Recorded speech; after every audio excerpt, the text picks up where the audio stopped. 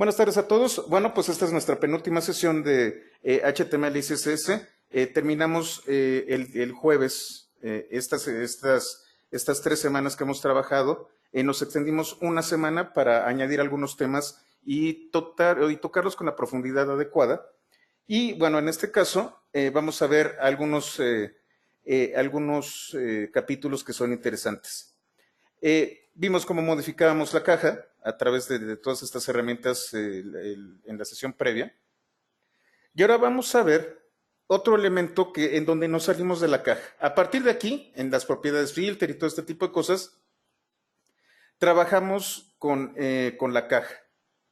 Este modelo ha sido muy útil, de hecho, como ustedes pueden ver, pueden hacer muchísimas cosas, pero podemos extenderlo, podemos salirnos de la caja, literalmente, y trabajar más allá de ella. Entonces, vamos a hablar sobre despliegue, visibilidad y posición.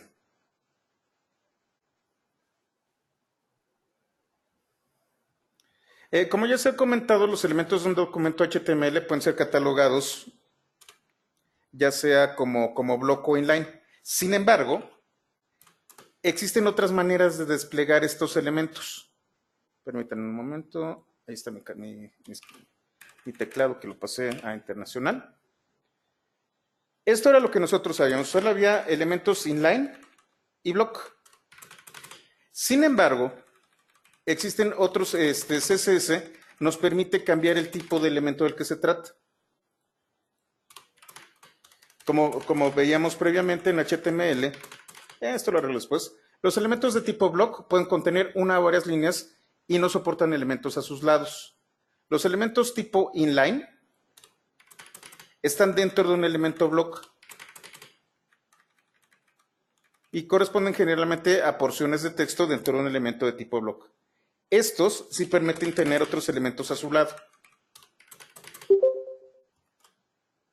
¿A qué me estoy refiriendo? A que yo tengo elementos dentro de una caja que solamente pueden ser apilados uno debajo del otro. En el caso de los elementos inline, nosotros dentro de estos elementos apilables, tenemos elementos que pueden tener elementos al lado, como por ejemplo puede ser los elementos tipo A para generar ligas, o los elementos que tienen que ver con temas de texto, como bold, o como I para itálicas. Todo lo que vimos con texto es inline. Bueno, ahí definimos tanto de bloque como inline. Que nosotros, a partir de esto, podemos generar otro tipo de elementos. La propiedad display puede modificar el modo en que se comportan los elementos mediante los siguientes valores. Estos son solo algunos. Tenemos inline, tenemos block,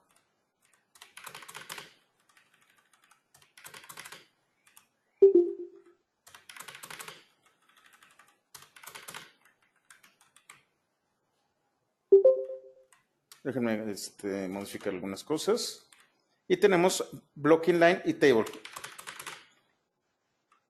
Les voy a dar las referencias, se las voy a colocar en el chat y también en los apuntes de W3 School, en donde vamos a ver todos los elementos que tienen que ver con display.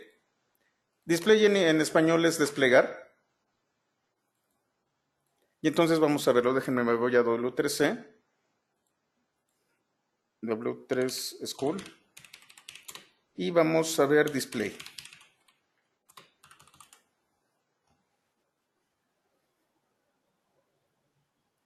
Esta propiedad, este atributo, me permite todas estas maneras. Está inline y block, contents, flex, que es lo que vamos a ver mañana, grid, que también lo vamos a ver mañana, inline block, que lo vamos a ver en este momento.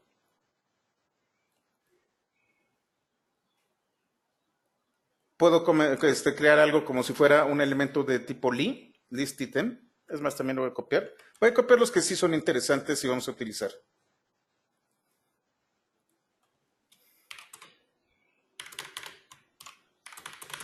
list item para que se comporte como si fuera un elemento li.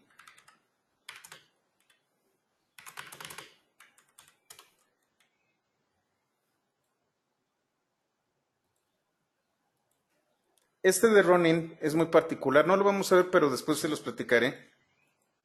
En donde switchean el tipo, dependiendo del contexto.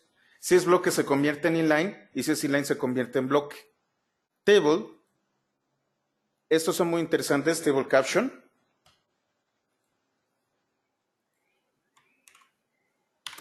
Que convierte el elemento como si fuera un elemento de caption de table.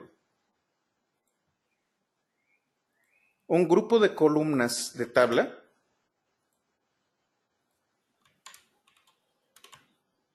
No vamos a verlos todos, solamente vamos a ver algunos. Sobre todo block e inline. Un encabezado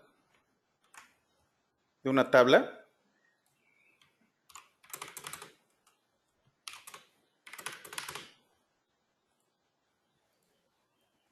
El pie de una tabla.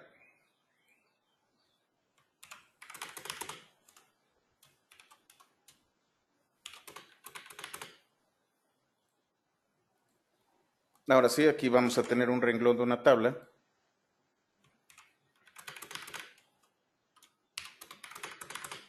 Y por último, un elemento de tabla.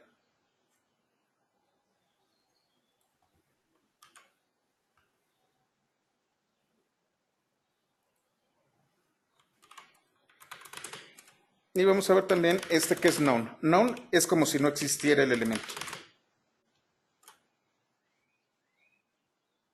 Si ustedes se fijan, estos son elementos especiales. Todos estos son para tablas, incluyendo este de aquí. Lo voy a mover este del list item para que todo quede correctamente. Por favor, se me olvidó. Esto no está ahorita, pero por favor hagan un git pull. Hice algunas modificaciones a los apuntes.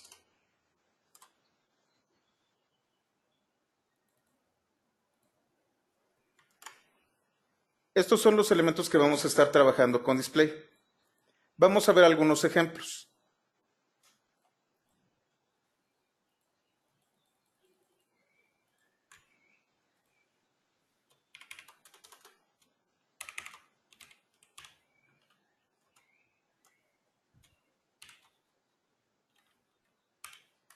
Voy a utilizar un div.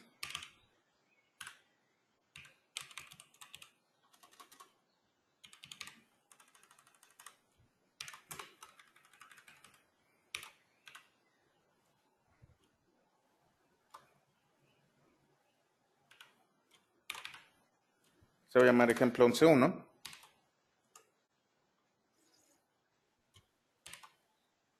Y voy a tener varios elementos que van a ser, por ejemplo, pudiera ser P.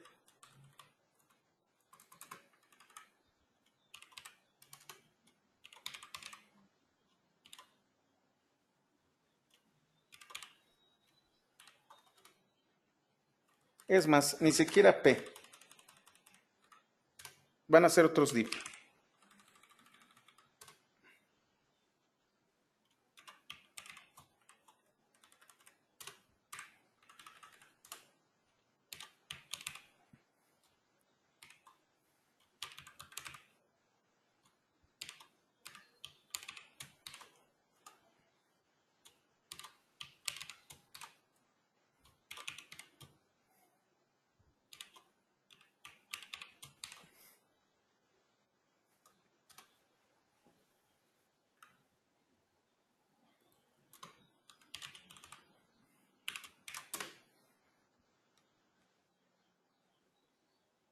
Va a ser de la clase elemento, voy a llamarle.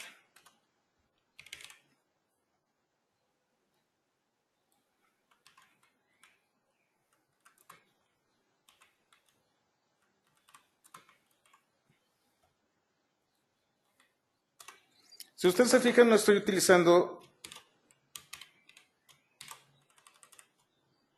elementos div que son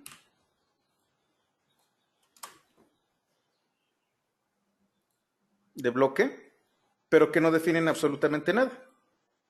Únicamente le estoy colocando la clase. Vamos a hacer un ejemplo de inline.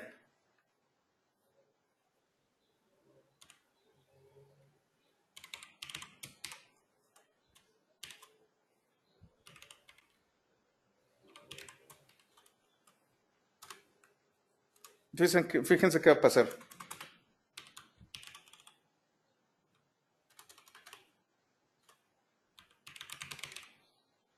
Cuando yo coloco elemento, que es una clase, le doy display.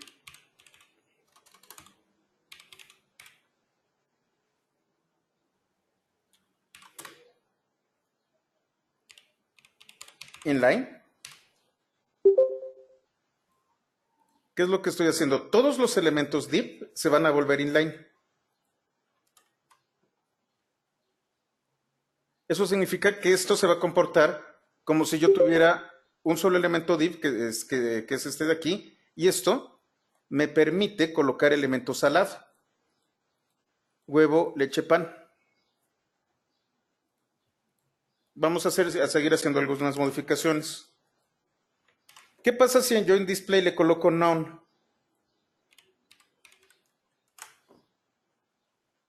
Desaparece.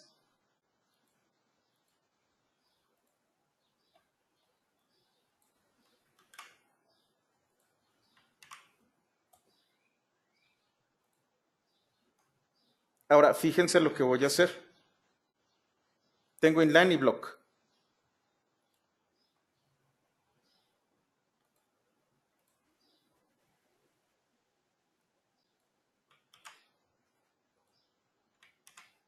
Ahora lo que voy a hacer,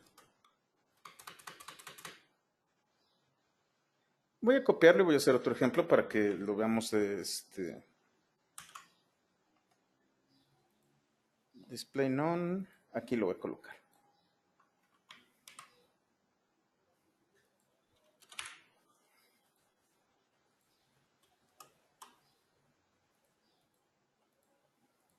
Aquí sigue teniendo display none.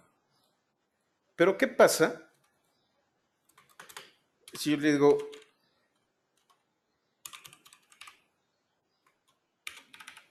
ejemplo 11.2?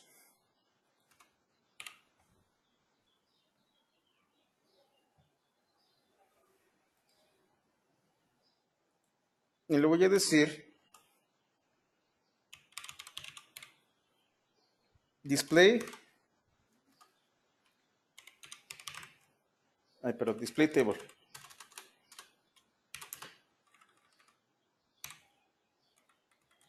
Y aquí va a ser table, creo que es group row. Déjenme ver si lo hice correctamente. Perdón, es table row group.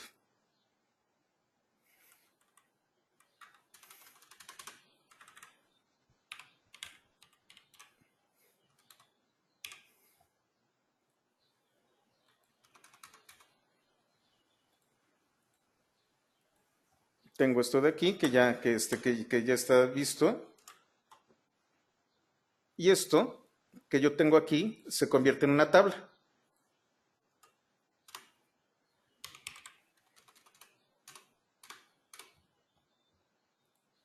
Estoy modificándolo.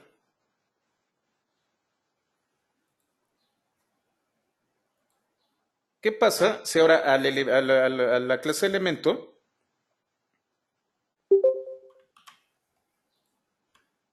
le digo que no va a ser un row group, sino que va a ser únicamente table cell?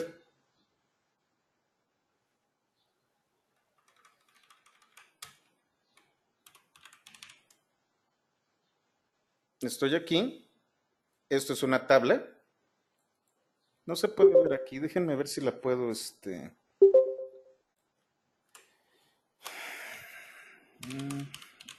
Voy a cambiar el color para que me crean. No, va a ser otra vez Azure.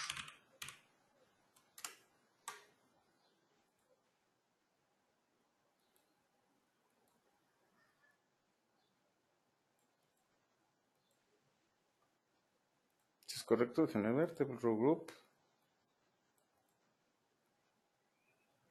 Background color. Sure. Debe de estar bien. Vamos a colocarlo en elemento. Vamos a ver. Voy a hacerlo más azul.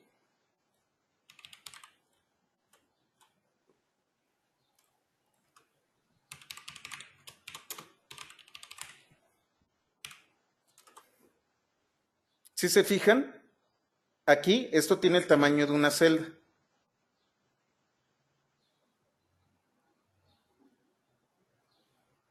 Ahora lo que voy a hacer más pequeño esto para que lo puedan ver. Cada uno de los elementos de clase elemento se está comportando como si fuera un renglón de una tabla. Ahora lo que voy a hacer es que cada elemento se comporte como una celda de una tabla.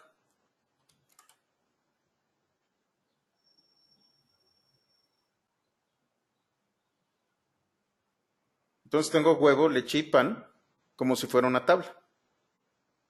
Yo puedo modificar la manera en cómo se está funcionando este tipo de elementos. Puedo cambiar las propiedades y vamos a ver un ejemplo con el sitio que estuvimos trabajando, con el de CloudEvel.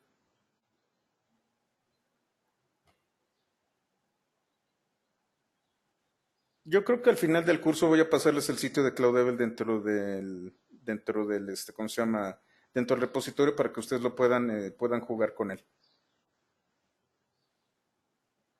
Entonces está en Dropbox, código, CloudEvel, sitio, static, y vamos a index. Otra vez tenemos este elemento y tengo esto de aquí.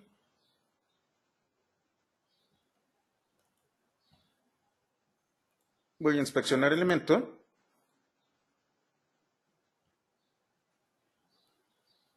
Y voy a trabajar únicamente con esta parte. Me voy al editor de estilos.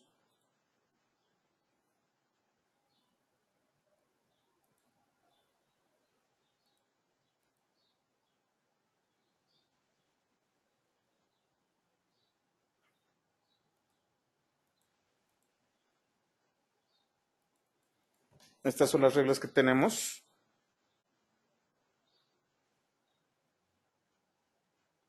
No, déjenme voy al inspector.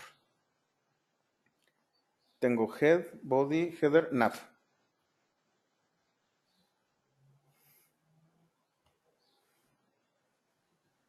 Este es nav. Y en nav tengo un UL. No sé si se ve bien.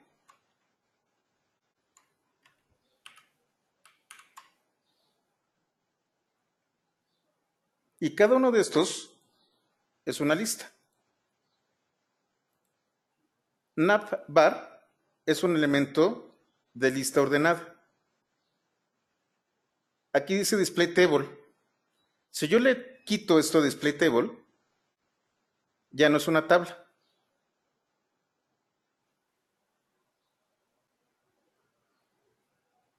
Se coloca aquí, pero sigue funcionando.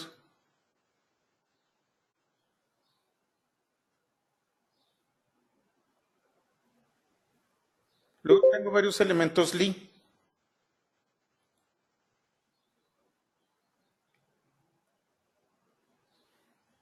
Todos los elementos li de navbar son table cell. Voy a quitarlo. Ahora son elementos de un listado.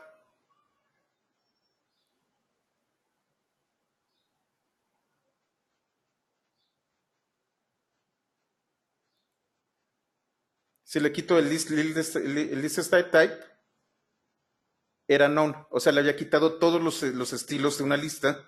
Se los acabo de volver a poner. Esto es el menú.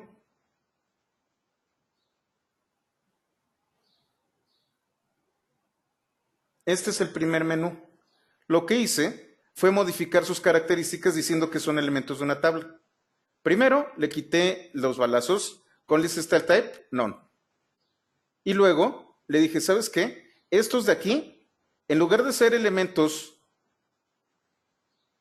que son tipo Lee, se van a comportar como celdas de una tabla. Ahora, ¿qué pasa si yo en lugar de esto digo que va a ser row group?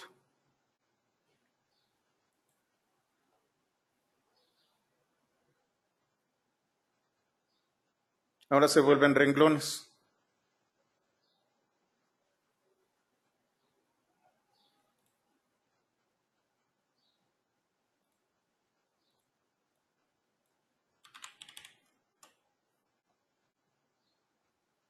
Esta es la manera en cómo yo creé este tipo de elementos.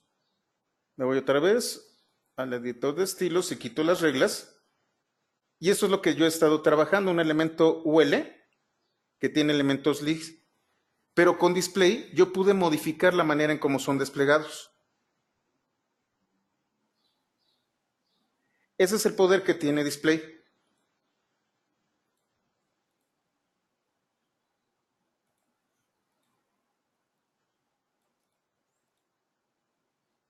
En este caso se convirtieron en celda de tabla. O puedo decir, de hecho esto ya no es necesario, solamente elemento. Esto de aquí, déjenme hacer más compacta la regla para que no ocupe tanto espacio. Ahí está.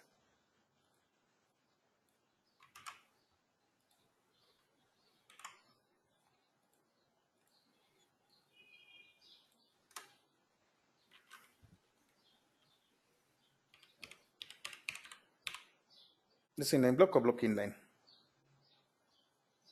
Block inline.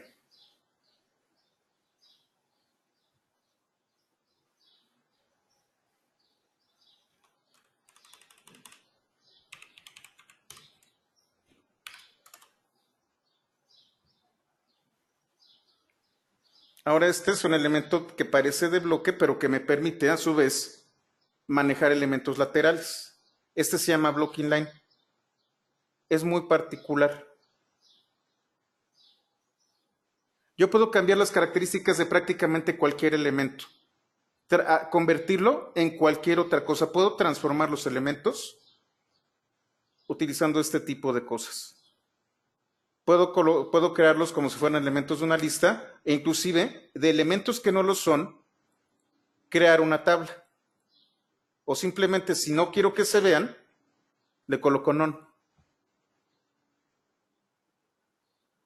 De esa manera, yo puedo construir lo que ustedes están viendo aquí. A partir de elementos con características muy específicas, estoy construyendo otros. ¿Por qué? Otra vez, recuerden ustedes, la regla número 1 es que lo que tiene que mandar es el contenido. Si yo de repente no tengo el ancho de banda o tengo un problema con el navegador o lo que sea, estas ligas tienen que aparecer. Y es mucho más fácil para mí crear ligas utilizando un elemento de listado como este que creando una tabla. Como ustedes vieron, las tablas son complicadas. Esto es mucho más fácil de entender y mucho más fácil de crear. Ya con esto,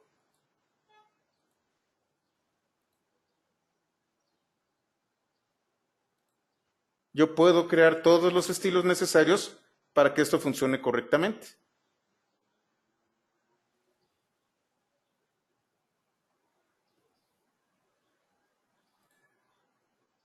Y en este caso, en navbar va a ser una tabla.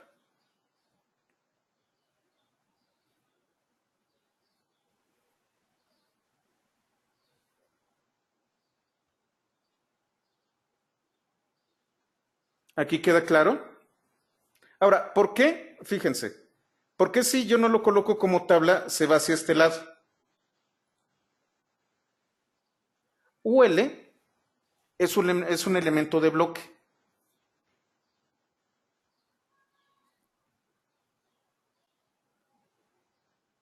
además de navbar, yo tengo margen auto.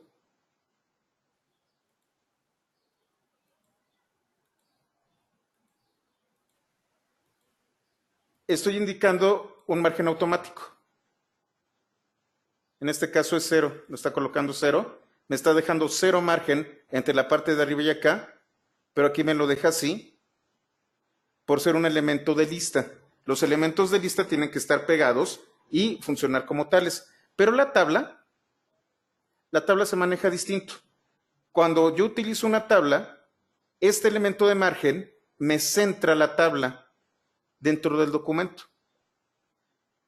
El margen funciona distinta a la regla de margen para un elemento que contiene una lista, como L y UL, a como debe de comportarse cuando es un elemento tabla. Tiene cierta lógica. Porque cuando yo creo una tabla, normalmente la quiero centrada. Cuando yo estoy haciendo un listado, el listado lo quiero pegado a la izquierda y conforme se va desagregando, va yéndose hacia la derecha. La regla de margen que más me conviene aquí es la regla de tabla. Este auto le permite al navegador discernir qué es lo que va a hacer. Y en el caso de tabla, el margen automático me centra. Todo esto que ustedes están viendo únicamente se aprende a partir de ensayo y error. Es más, creo que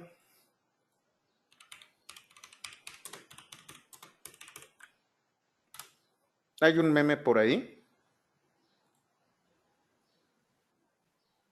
Seguramente lo han visto.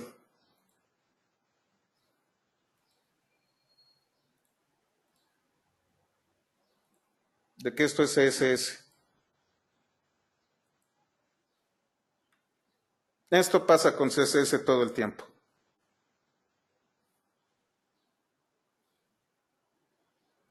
Es ensayo-error y ver cómo carambas funciona. Y al final, pues no va a funcionar y se desespera uno, pero esta es una de las alegorías más interesantes con respecto al uso de CSS. Todo es cuestión de ensayo y error y tratar de meterle por todos lados. Así es como la gente ve a CSS. Y efectivamente así es. Todo esto es a través de probar, hacer algunos cambios, cambiar el tipo de despliegue, todo este tipo de cosas. Es como me permite a mí generar efectos tan bonitos como este. Por ejemplo, si ustedes se fijan, este es otro efecto. Tengo el efecto del primer li, pero tengo este otro efecto. Vámonos otra vez al inspector.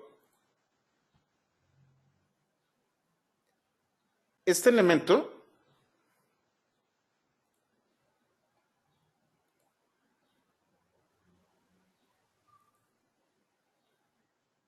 es de la clase dropdown.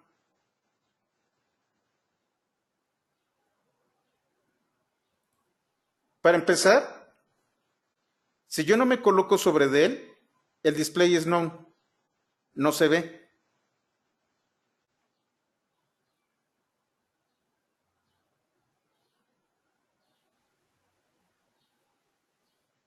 Pero cuando yo me coloco encima, aparece. Lo que vamos a ver en los siguientes capítulos es qué ocurre cuando yo coloco el puntero sobre esto. Esto lo hago con hover.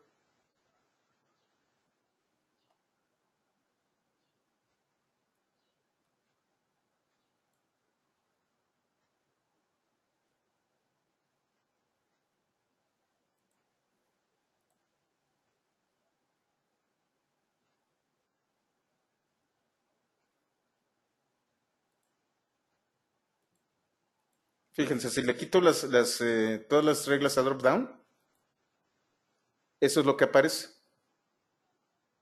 Tengo un elemento de tabla en donde tengo GNU Linux, JavaScript y DevOps. Y están justo debajo. Si yo cambio las reglas, para empezar es none.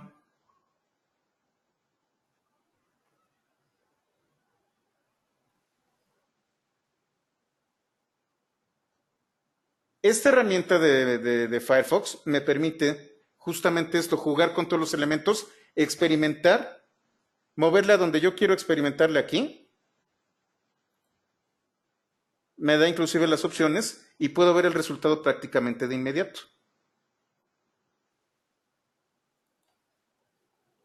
Por ejemplo, aquí voy a utilizar hover.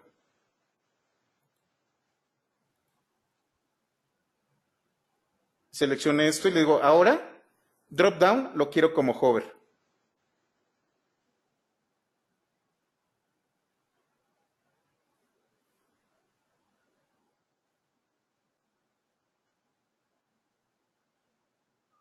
Y aquí está.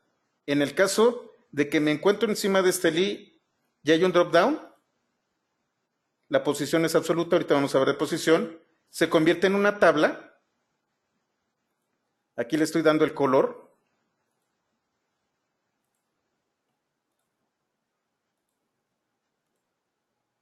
El color de fondo también. Y estoy definiendo una sombra.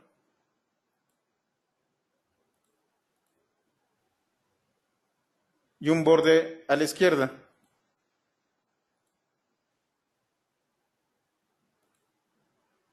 Que puede ser, por ejemplo, este rojo. Esta es la regla cuando hay un hover.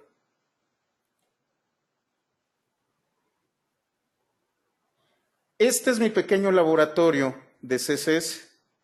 Con esto yo puedo aplicar ciertas cosas. Aquí lo quito y desaparece.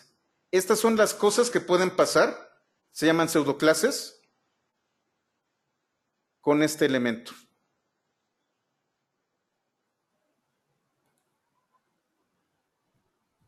Las pseudoclases las vamos a ver más adelante. No, no es peor que PHP. De hecho eso es algo que es muy, muy particular. Y a lo mejor se están dando cuenta con estas clases de hojas de estilo.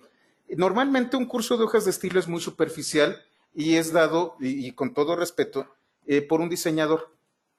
En mi caso yo no soy diseñador, yo soy programador, entonces lo trato de ver con la lógica de programación. Cuando ustedes entienden la lógica y entienden qué significa cada uno de estos elementos y saben cómo utilizar perfectamente cada una de las propiedades o atributos, vamos a llamarle propiedades, ya, me rindo, son propiedades, no atributos.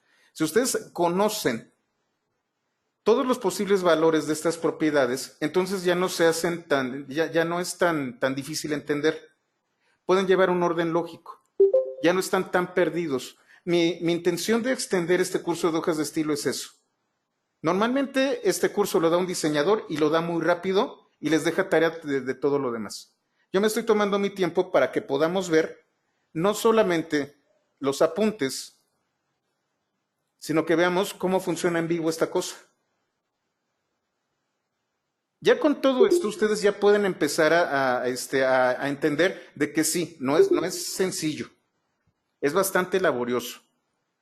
Tienen que generar un montonal de reglas para hacerlo como quieran ver, como lo quieren ver. Sin embargo, ya no van a estar tan perdidos. Ahora sí no nada más le van a jalar al cablecito a lo loco, van a saber cómo jalar y a lo mejor se les va para un lado, pero saben cómo hacerle para acomodar bien su persiana. Ese es el objetivo de este curso de hojas de estilo. Creo que en este momento, y espero que así sea, ustedes ya entienden mejor cómo funcionan las hojas de estilo. Ya se sienten mucho más, espero que también se sienten mucho más familiarizados con este tipo de elementos, que entiendan todo lo que hay detrás de un navegador y entiendan la diferencia entre HTML y hojas de estilo. Y que vean que los selectores son cosas muy interesantes. Y aquí viene la parte interesante, la parte todavía más interesante. Los selectores no solamente sirven para desplegar dentro de un navegador. Si yo lo que quiero hacer es hacer por lo que técnicas de web scraping, o sea, obtener información a partir de una página, mis selectores me sirven para identificar cada uno de estos elementos. Viéndolo desde el otro punto de vista, que es para lo que nació Pythonista, Si yo voy a hacer extracción de datos a partir de páginas web, de cualquier página web, pues lo primero que tengo que aprender es el uso de selectores. Es la manera más práctica de identificar elementos dentro de una página web. Y con esto que les estoy enseñando aquí, y es por eso por lo que se comparte con Pythonista y con CloudDevil, ustedes pueden utilizar técnicas de web scraping. Si estuvieron ustedes en el curso de PY 121, utilizamos técnicas básicas de web scraping, pero no conocíamos selectores. Ahora con este conocimiento que ustedes tienen aquí, ya pueden hacer un web scraping todavía más avanzado del que hicimos en el curso de PY 121. Dorian, Isaac, no sé si ustedes estén de acuerdo. Esa es la parte que me faltaba de enseñarles cuando les enseñaba web scraping.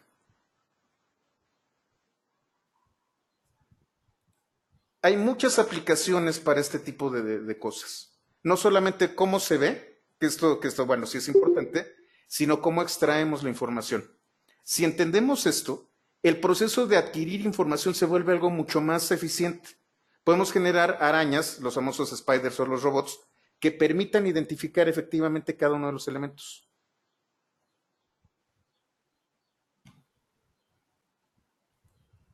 Ah, Leonardo, bueno, puedes utilizar XPath o puedes utilizar el DOM. Eso viene dentro de 2 semanas. La última semana, cuando terminemos de ver JavaScript, les voy a dar las bases de JavaScript y cómo, además de los selectores, existen elementos como por ejemplo el famoso DOM, que también es un dolor de cabeza para mucha gente, y el otro es XPath, que es una herramienta que heredamos de XML. Como ven, son muchísimas herramientas que me permiten tener control de esta cosa que se ve tan sencilla, que se ve tan humilde, pero que se vuelve el centro del desarrollo de las aplicaciones. Por eso nosotros podemos desarrollar en el front. Porque bueno, esto sin una línea de código, vamos a llamarle de programación tradicional, lo podemos hacer tan solo con una serie de reglas.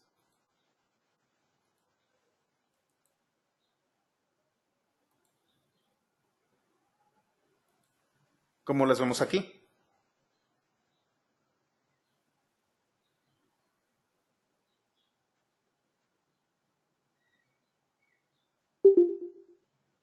Estas son todas las reglas de este sitio.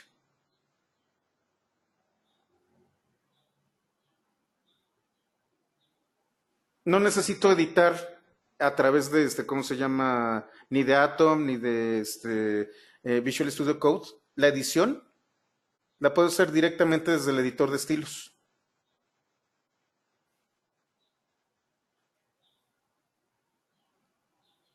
Por ejemplo, aquí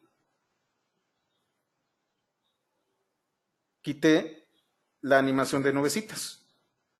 La voy a volver a colocar.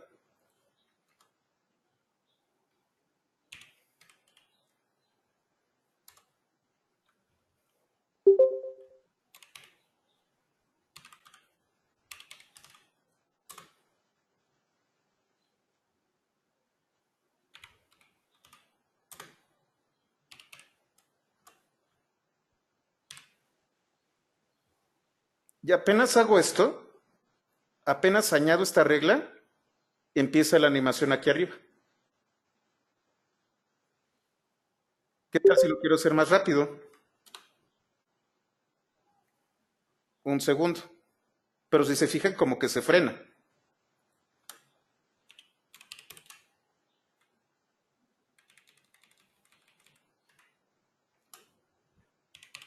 Tengo que utilizar una función lineal. Y entonces ya no se frena la animación.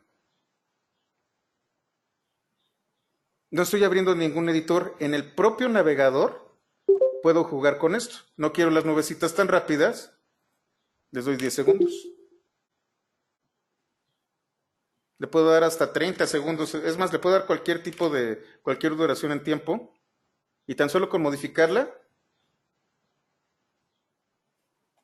el efecto se ve de inmediato. No tengo que guardar, abrir el archivo y recargar. Aquí yo puedo generar esto. que ustedes tienen aquí, y ni siquiera esta es la versión de desarrollador. Es más, selecciono todo.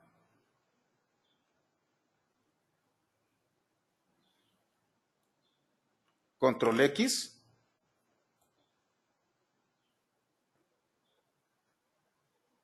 Y tengo un proyecto en blanco. Control V. Y ahí están las reglas. Es muy bonito utilizar estas herramientas. Estas son herramientas que también se utilizan muy poco, que no se aprovecha todo el potencial que tiene el navegador. Y es toda una plataforma. Y si ustedes se van a la plataforma de ¿cómo se llama? De Firefox para desarrolladores, es todavía más grande porque tiene un IDE integrado. Es más, yo creo que les voy a recomendar y voy a cambiar un poco la dinámica de la próxima semana. Vamos a ver los apuntes dentro de Jupyter, pero vamos a estar trabajando con el IDE que viene incluido en Firefox para desarrolladores. Vamos a hacerlo todavía más interactivo. Sí, sí, de hecho, Isaac, el usuario puede modificar esto. Tan pronto como llega al navegador, que es Firefox, ustedes pueden hacer esto. Es más, coder.mx, que es un sitio que está en línea, inspeccionar elemento, editor de estilos, y aquí están todos los estilos que yo utilizo para esto. ¿Qué pasa si yo quito esto?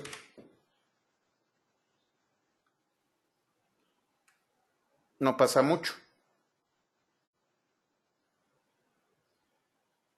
Pero ¿qué pasa, por ejemplo, si yo quito esto de aquí? Está en header, background.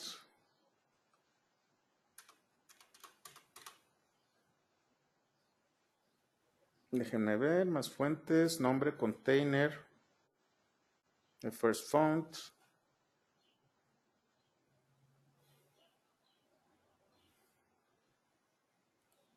Quito algunas reglas. Quito esta de aquí.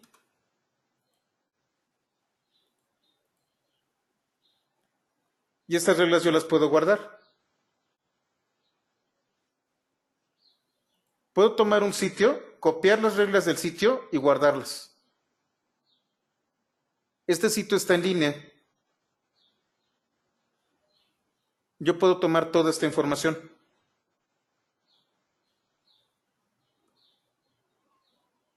Esa es una de las cosas que también no entendemos. Las hojas de estilo son públicas. Está el punto CSS.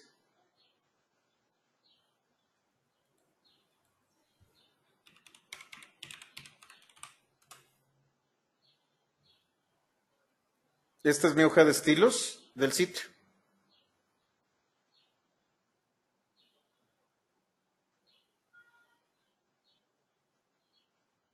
Yo puedo copiar una hoja de estilos que me gusta.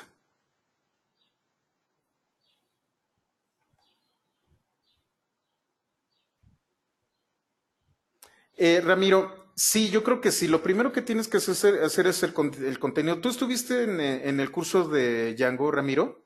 Creo que no, ¿verdad? Sí, por eso hay sitios muy clonados. Durante el mes pasado, durante el mes de mayo, estuvimos trabajando del lado del backend. Esto es frontend. En el lado del backend, yo les comentaba que había un patrón que se llamaba MVC, que era modelo vista controlador. El modelo se encargaba de toda la gestión de los datos.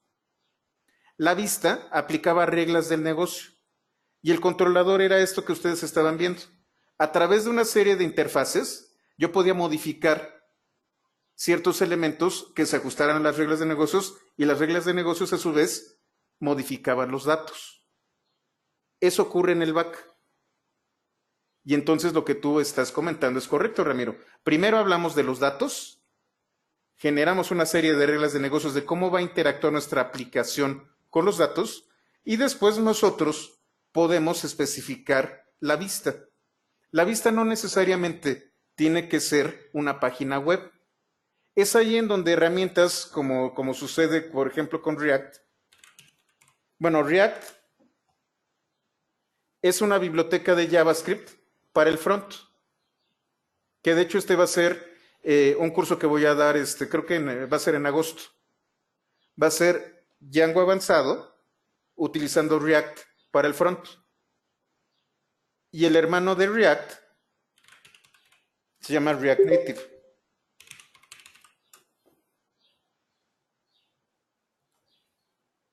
React Native es lo mismo, nada más que genera aplicaciones móviles. Utilizas un framework similar, tanto para web como para generar una aplicación móvil en tu dispositivo móvil. Es ahí en donde te das cuenta de que sí, los datos son muy importantes y en qué interfaz los vas a desplegar, eso viene después. La respuesta es sí, Ramiro, y lo vamos a ver.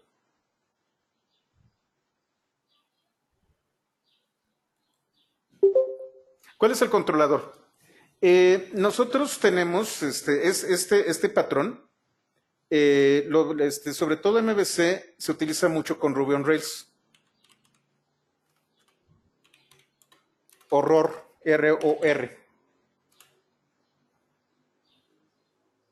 que es Ruby on Rails. Cuando yo hablo de un modelo de datos. Es cómo yo voy a generar, en este caso se utiliza mucho el tema de programación orientada a objetos, cómo genero objetos cuyas clases y cuyos atributos más bien representan elementos dentro de una tabla de una base de datos. Eso es el modelo. El modelo es cómo yo genero una estructura de datos y cómo estos datos persisten a través de una base de datos. Luego tenemos el controlador. El controlador es el corazón de una aplicación. El controlador me dice, ¿sabes qué? Lo que yo voy a hacer es, por ejemplo, altas, bajas y cambios, que es lo clásico. El procedimiento para dar de baja un dato o para dar de alta un dato o un modelo está dentro del controlador.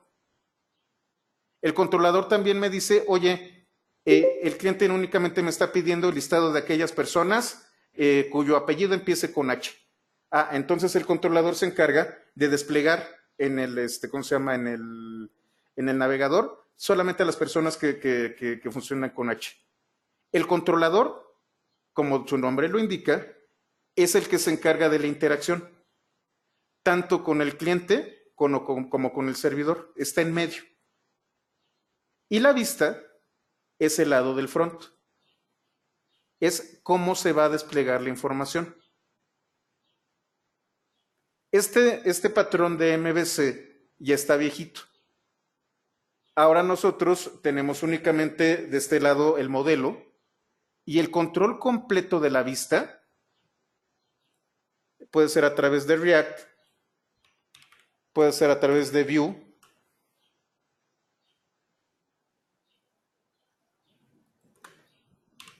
Vue.js, Vue.js,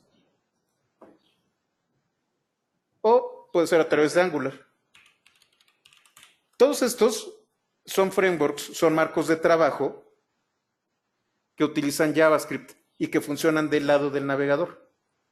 Todo esto que estamos viendo, Vue, Angular y React, son la extensión de lo que estamos viendo en este curso.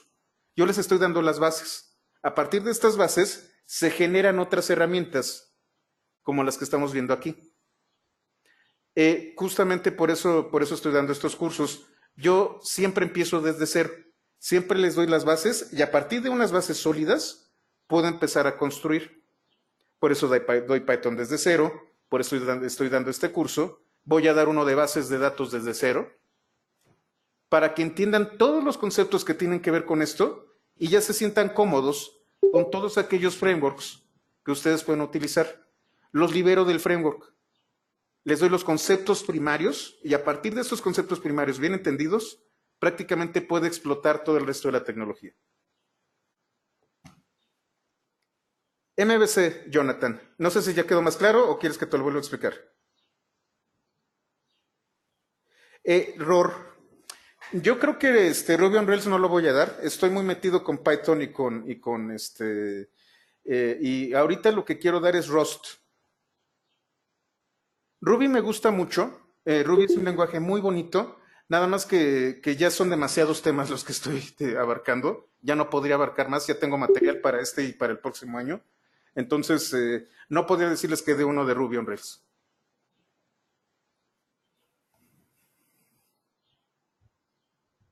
En la base de datos puede ser un componente del modelo Isaac.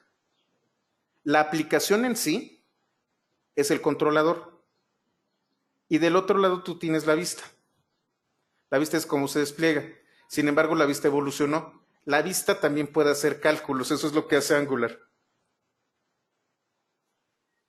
Lo que hace Angular, y es justamente cómo funciona Facebook y cómo funciona ¿cómo se llama? Gmail y todo este tipo de cosas, ustedes no tienen que recargar. Todas las operaciones se hacen en la misma página y no tienen que darle recargar. ¿Por qué? Porque toda la aplicación se ejecuta directamente desde la página porque tiene un montón de código de JavaScript. Y este código de JavaScript es el que se comunica con el servidor. Cargan una vez toda la aplicación que está en el front y la aplicación del front es la que se comunica con el back. Eso lo vamos a ver cuando veamos Django avanzado.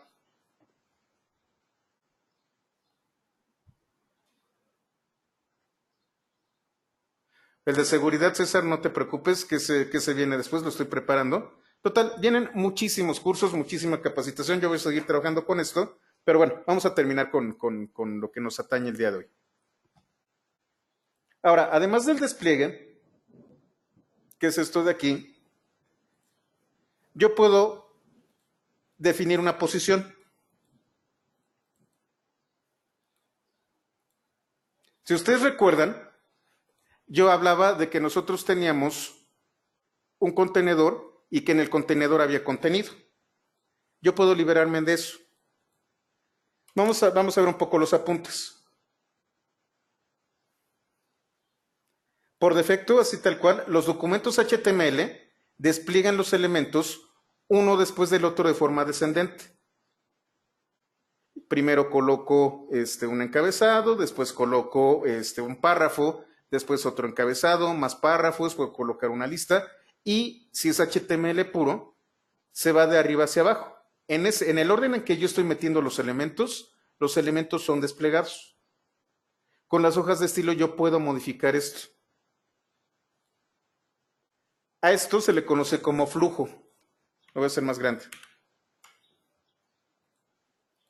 ¿Qué posicionamiento puedo dar?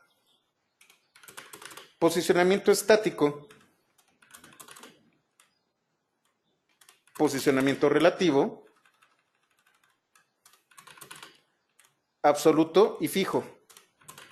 El fijo ya lo vimos cuando nosotros colocamos una imagen de fondo con el atributo background attachment y le colocamos fixed.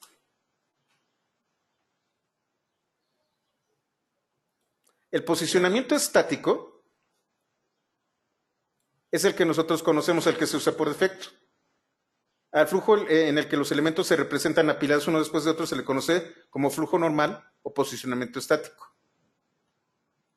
Este es el que se usa por defecto.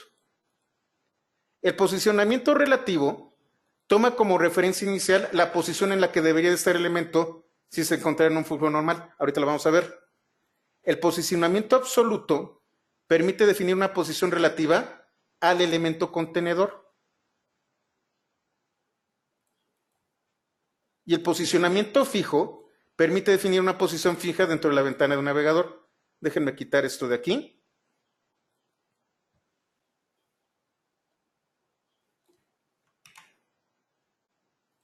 Y vamos a hacer los ejemplos.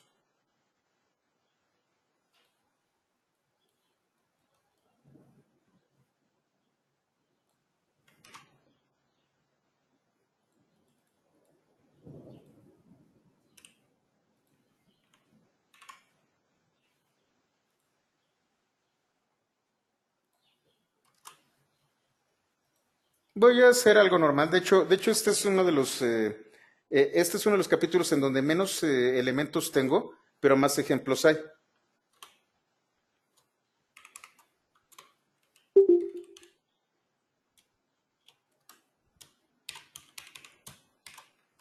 Voy a utilizar un contenedor y un contenido.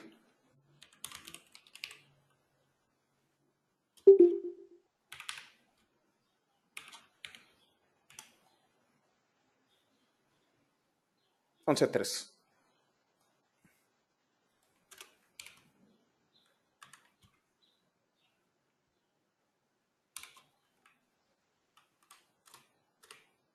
Y para que quede más claro, le voy a colocar en lugar de T3A, contenedor.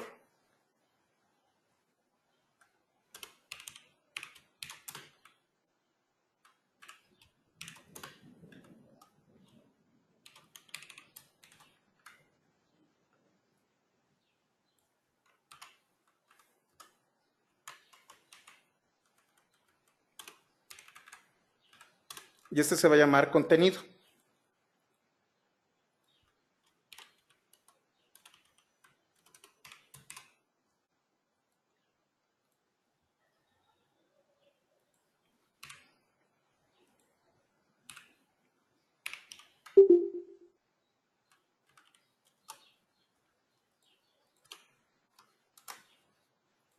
Voy a crear una regla de estilo en donde voy a darle ciertas características a estos elementos. Es más, la voy a colocar aquí.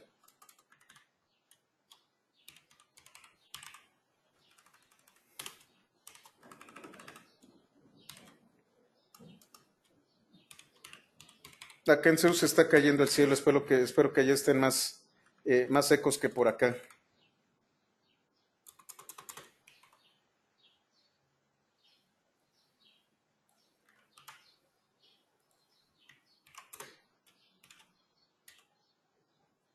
Va a ser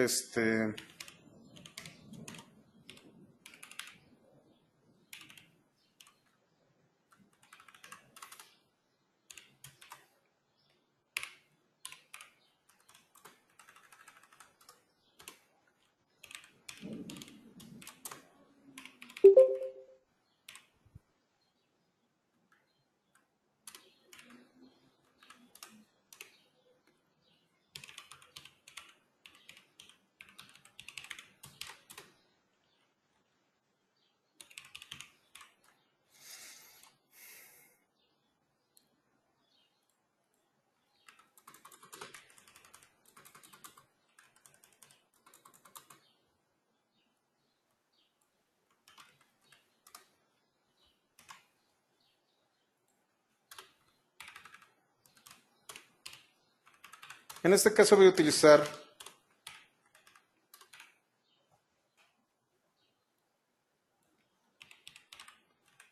medidas en píxeles porque vamos a modificar la posición del elemento.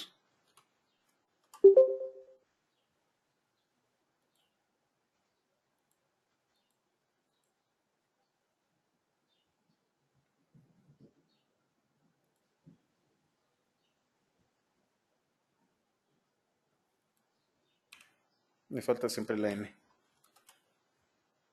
Este es el elemento que yo tengo aquí. Este es contenido, luego es el más chiquito, y este es lo de 200. Voy a modificar las características de ejemplo 11.3 contenido.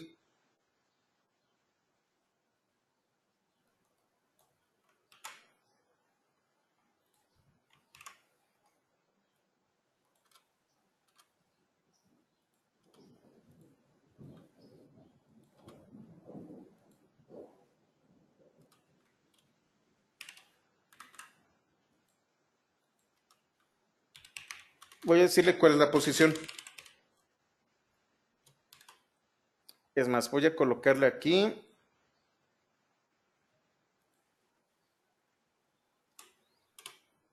Me voy a colocar un margen.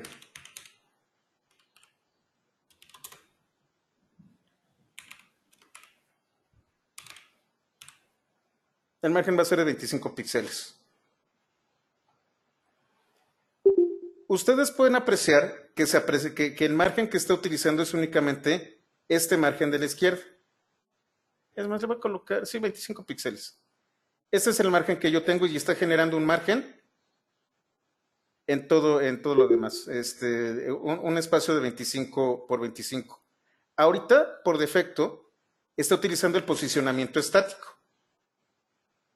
¿Qué pasa cuando yo utilizo el posicionamiento relativo? El posicionamiento relativo toma como referencia inicial la posición en la que debería de estar el elemento si se encontrara en un flujo normal.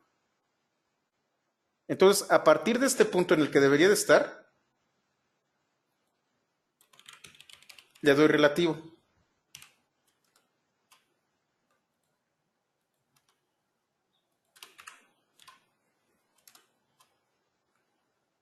Me falta el HTML.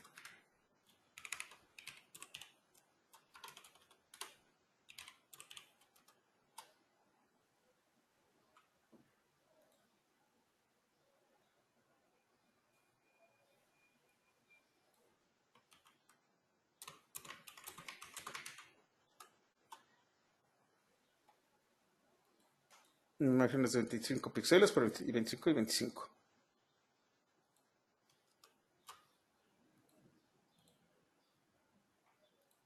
La posición relativa otra vez es toma como referencia inicial la posición en la que debería estar el flujo normal. ¿Qué es esto de aquí? ¿Ok? Yo le puedo decir a la izquierda,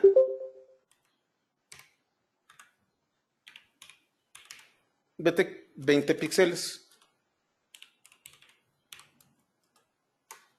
Y se mueve 20 píxeles. 20 píxeles a partir del punto en el que debería de encontrarse.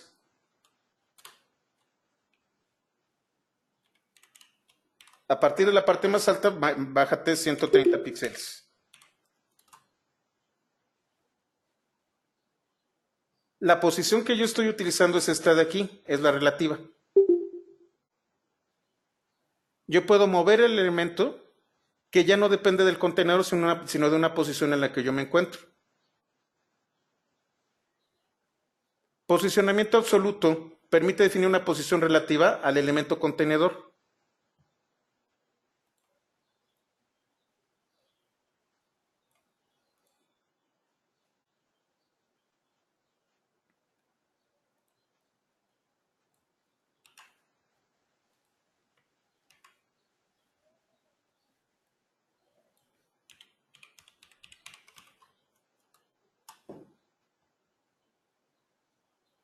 No estoy utilizando el elemento contenedor de aquí, sino es con respecto a body.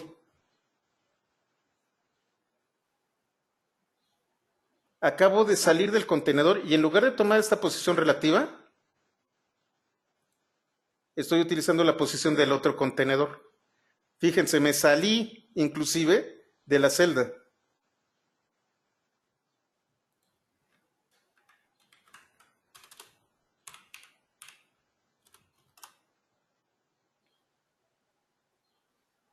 En top me fue 600 píxeles, fíjense dónde se fue.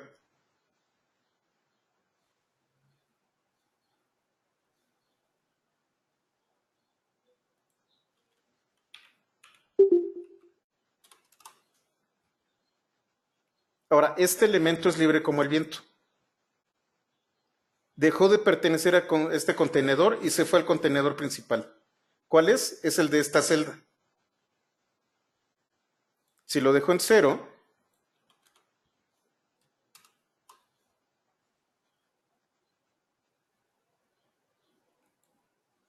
no, pero es absoluta, permítanme. Es esta. Si lo dejo en 0,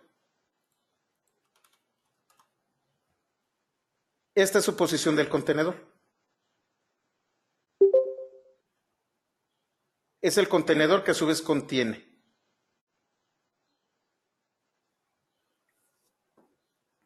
Ahora, tengo el posicionamiento fijo. El posicionamiento fijo ya no solo habla del documento, sino habla de la ventana. Ese lo vimos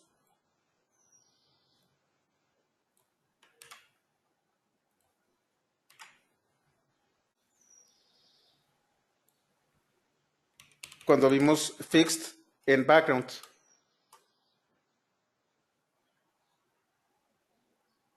Ya no está fijo con respecto a ningún elemento, está fijo con respecto a la ventana. Si yo me voy a botón,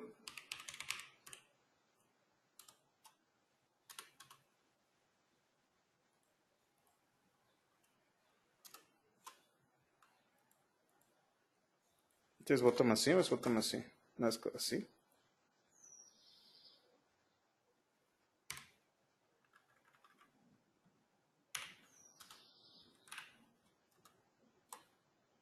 ¿Por qué no me está manejando esto? Déjenme ver. 100. Voy a colocarle 100 píxeles.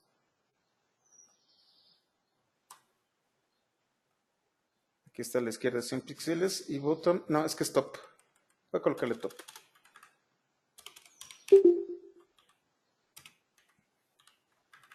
Otros 100 píxeles. Y fíjense.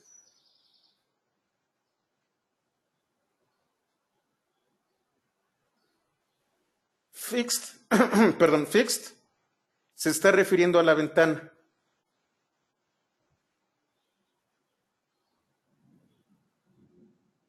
Otra vez.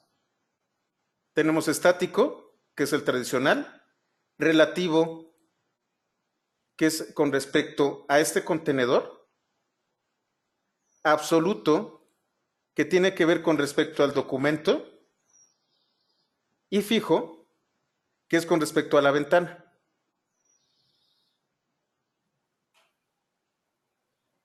Fíjense qué está ocurriendo aquí, fíjense dónde está esto de aquí y cómo, a pesar de esto, se ve contenido detrás.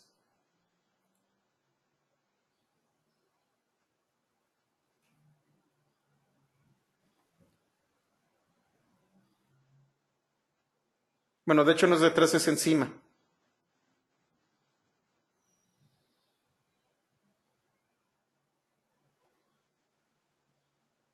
Aquí lo que estoy haciendo es que se superpongan los elementos. Y entonces vamos a ver esta siguiente parte.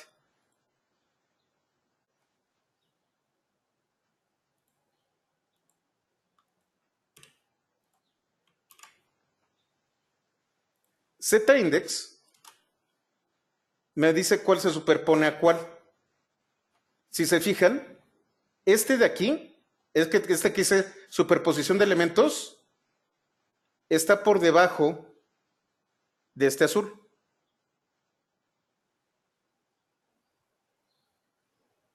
Pero esta ventana está por encima. Voy a utilizar otra vez este elemento.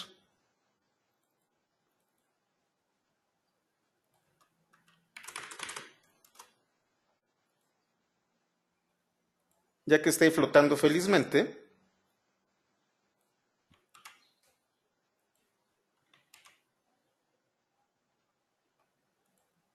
Z-index empieza de 0. Es más, me faltó copiarlo aquí.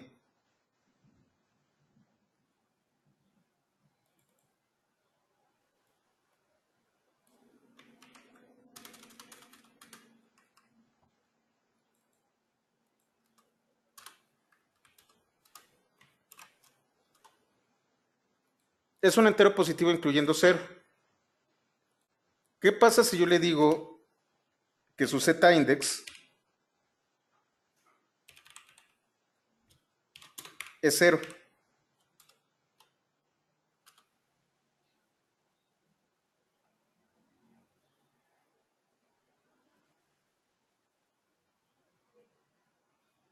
Todos aquellos elementos que sean 0 también van a estar debajo de este. ¿Qué le pasa si yo le digo Z-index igual a 5?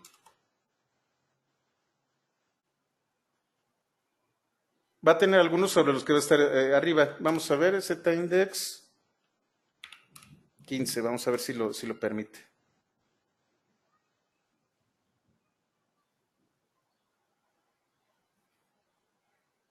Z-index me puede decir exactamente dónde está. Es más, vamos a utilizar el elemento tradicional, este de aquí. Voy a crear uno nuevo para que se vea el ejemplo completo. y no jugar con con el de superposición. Voy a crear uno totalmente nuevo. Se va a llamar 11.4.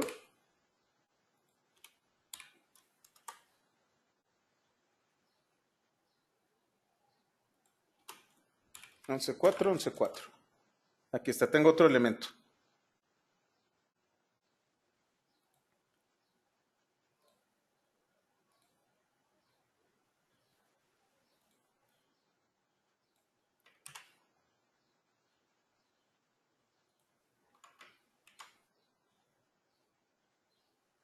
Lo voy a dejar aquí, pero lo que le voy a decir es que el del contenido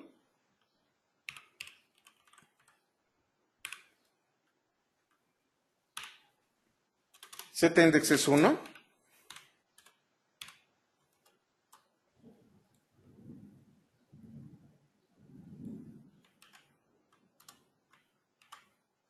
Y el ZIndex del contenedor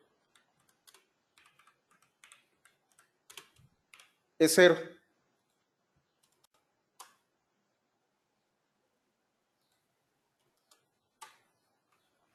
No me lo está permitiendo. ¿Qué está pasando aquí?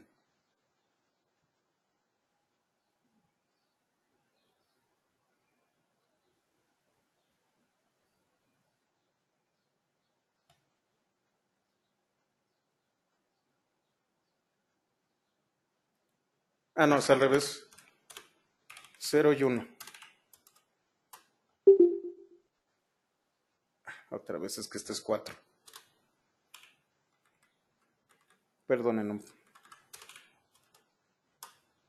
Vamos a ver, ZIndex 0. Tengo un C4 que es contenedor.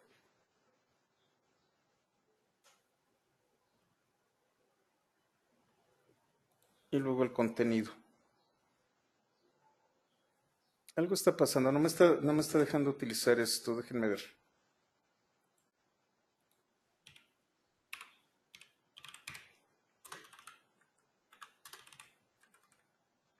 Debe haber por ahí una reglita rara, déjenme ver.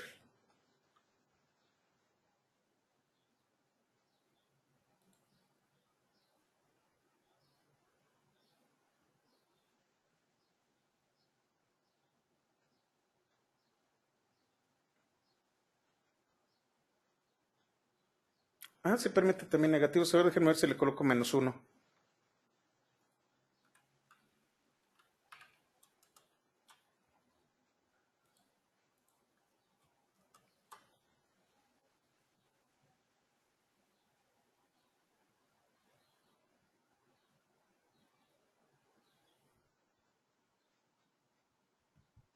¿Cuál? ¿El efecto de la nube de CloudDevel? Ahorita les platico del efecto de la nube de CloudDevel. Debe estar entre comillas. A ver, vamos a ver.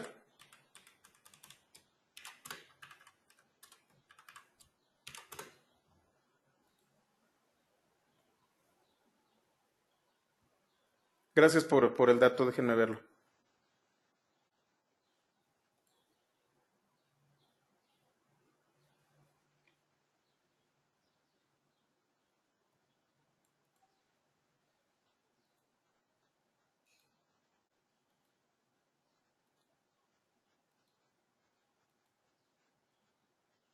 Vamos a utilizar la posición absoluta, a lo mejor es por eso por lo que no le estoy colocando bien.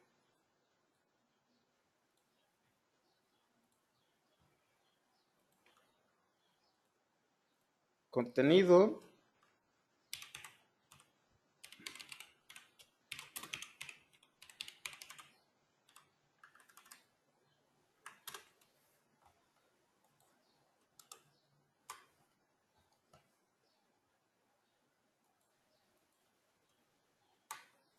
Vamos a colocarle aquí -1 y acá 0, que es el contenedor.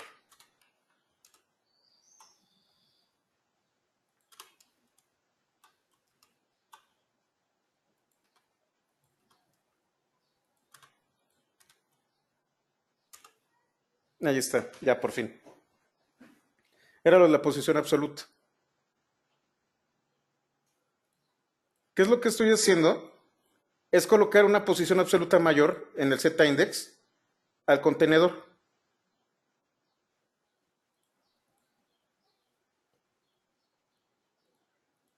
Estoy tomando como referencia este de aquí y a partir de este, es más, este también, vamos a colocarle una posición fuerte a este, vamos a colocarle,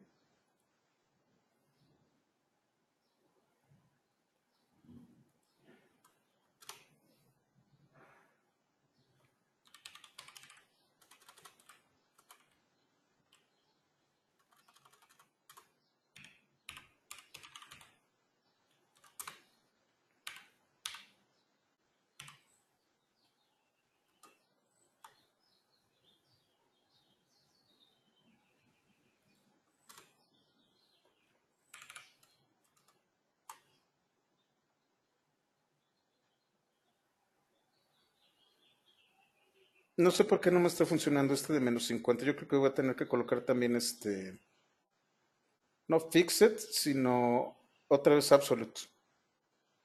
Para fixed no está funcionando. Déjenme averiguar por qué.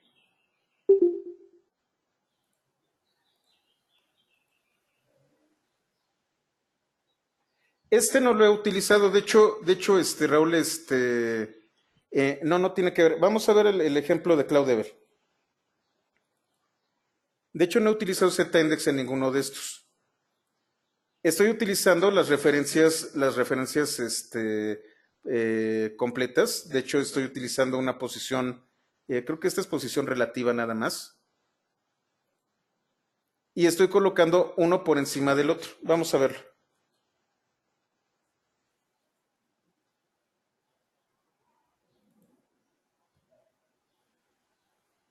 Aquí en header.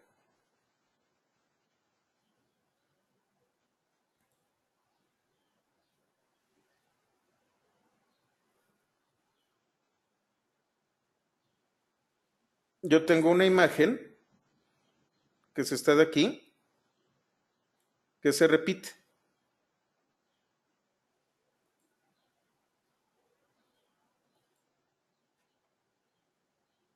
Tengo un elemento header image y tengo un elemento header text. Al final de cuentas, header es el que está abajo.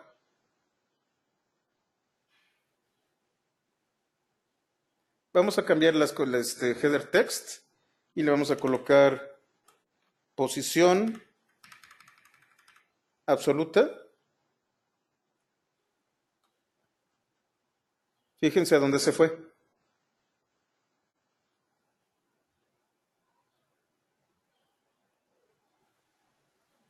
Se fue para acá.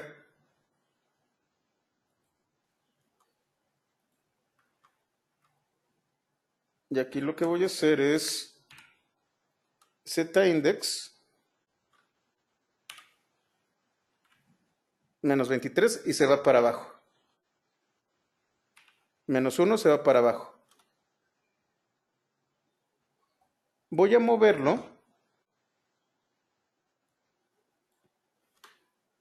Voy a eliminar estos. No son necesarios. Y ya que está en una posición absoluta, le voy a decir a partir del top que sean 300 píxeles. A ver dónde llega. Ahí está. No, vamos a dejarlo en 30 píxeles. Y a partir de aquí, left 50%. Lo estoy colocando aquí.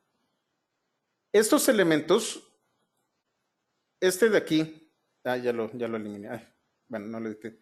Este elemento de aquí es un elemento div y este es otro elemento div. La imagen de aquí una imagen de fondo a partir de un elemento div y este es un texto dentro de otro elemento div. Vamos a hacerlo de nuevo. Quito los márgenes.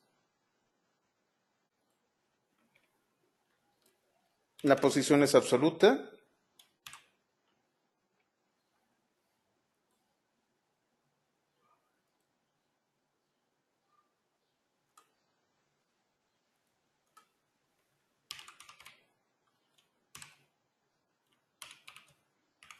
Left 50%.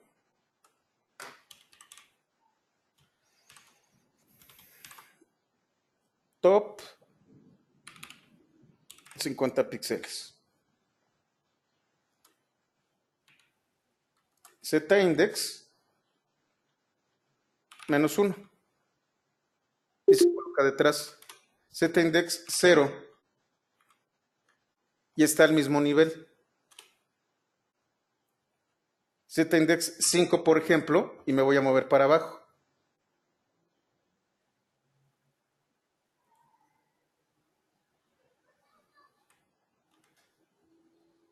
Me voy a colocar en 150 píxeles. Si se fijan, también está por encima de apuntes y servicios. Si le doy 1, también está por encima. Si le doy 0, ya está por debajo. El Z-index me permite esto. Dependiendo del índice en el que se encuentre uno, puedo modificar. Con un índice 12, se pone hasta arriba de todos los demás. Ahora lo voy a cambiar y entonces va a ser fixed.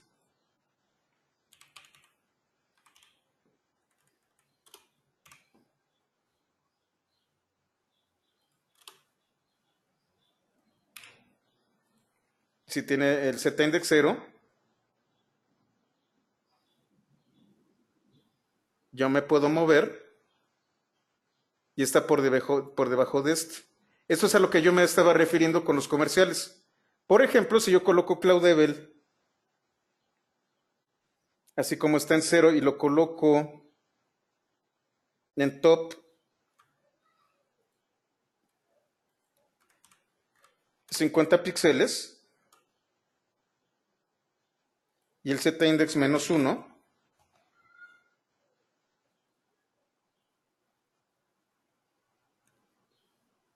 no se ve aquí, pero aquí sí se ve.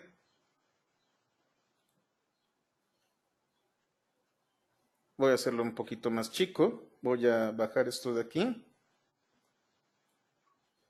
Y así es como ustedes a veces lo ven. Están viendo el contenido y de repente ven ese anuncio horroroso. Y el anuncio horroroso no se quita. ¿Por qué? Porque tiene un Z-index que es menor a este, pero no es menor a los que tenemos aquí. De hecho, lo que ocurre aquí es que el fondo es transparente. Y al tener un fondo transparente, se ve lo que está debajo. Por ejemplo, si yo aquí en... Este es body. Voy a hacer esto más grande, más para arriba.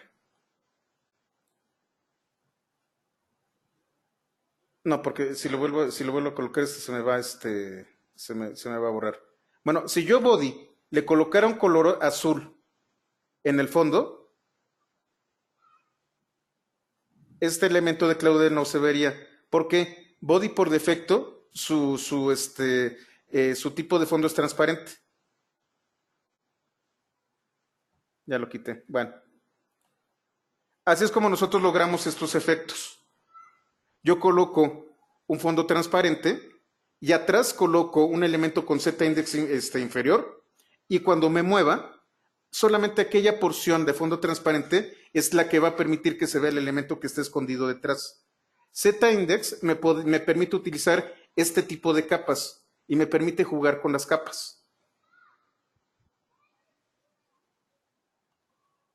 No sé por qué no está tan bien soportado aquí el Z-index, pero bueno, creo que el ejemplo que vimos con Cloudable es lo suficientemente ilustrativo. No sé si hay alguna duda con respecto a Z-index.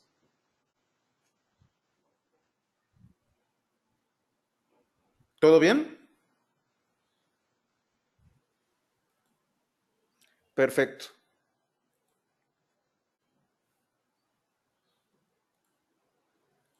Y tenemos la propiedad float. Esta propiedad permite definir elementos lo más a la izquierda o a la derecha de su contenedor.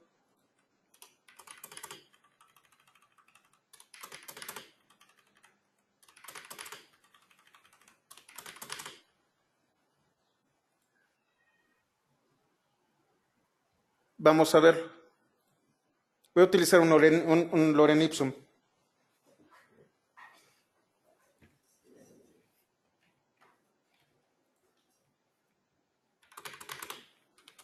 Ay.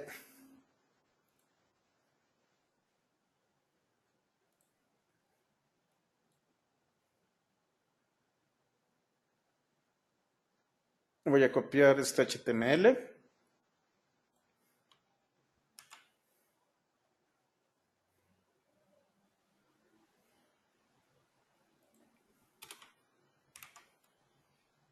Pero además de esto, yo voy a hacerlo más chiquito, voy a hacerlo de 50. Además de los contenedores, yo voy a colocar un Lorem Ipsum.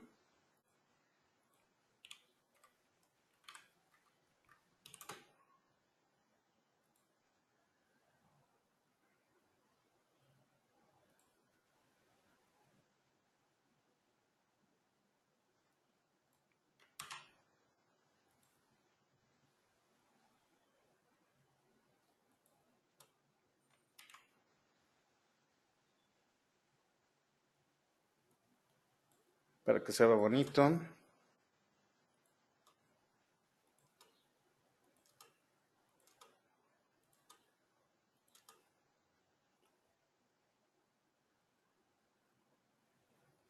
Aquí está, y este va a ser 5.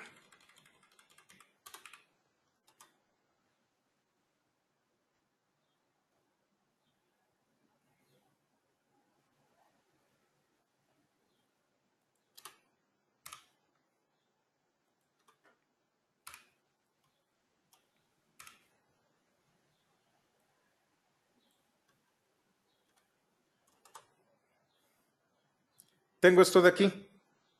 Tengo un Lorem Ipsum y tengo un elemento div, que es ejemplo 11.5 contenido. Voy a generar una regla de float para el 11.5 contenido, que es este de aquí.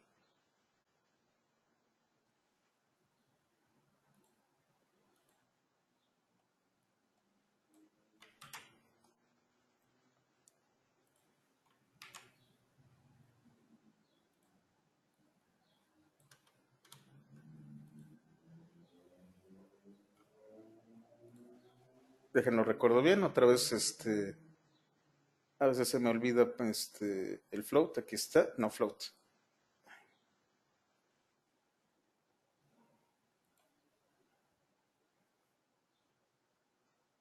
Aquí está diciendo que está flotando a la izquierda.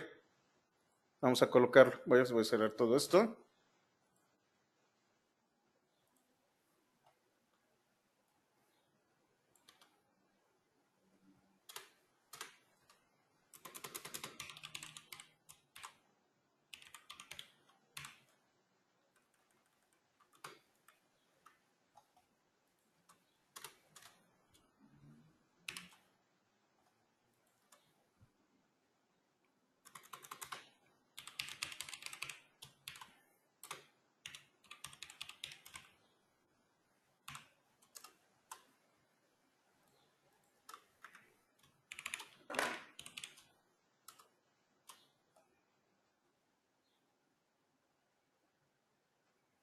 No es relativa, según creo.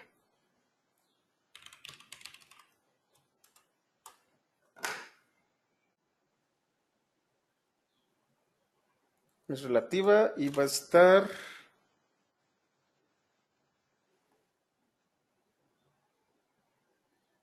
Sería...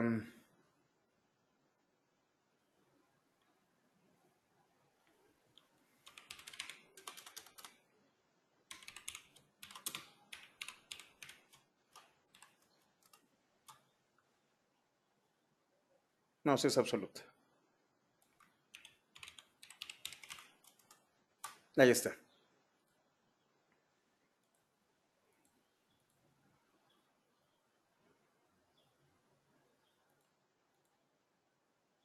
Déjenme ver, absoluta, left, ya está. Float lo que me va a hacer es permitirme elementos que estén flotando dentro de estos, de este contenido. Por ejemplo, yo puedo tener una imagen y esta imagen se va Tiene que ser relativa, déjenme ver. Vamos a ver el ejemplo también aquí. Como les digo, el alemán a veces se me olvida.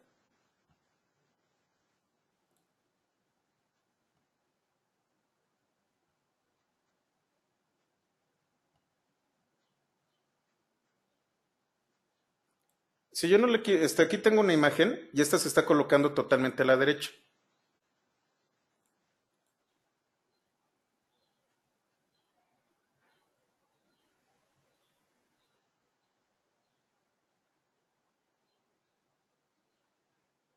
Ah, ya vi qué es lo que estoy haciendo. Lo estoy utilizando como div. Voy a utilizar esto como si fuera un span.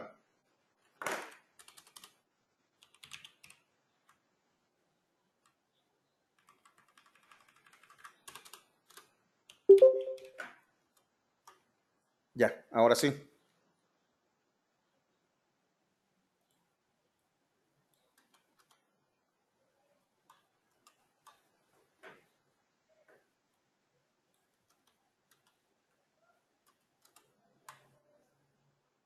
Si ustedes se fijan, está dejando un espacio.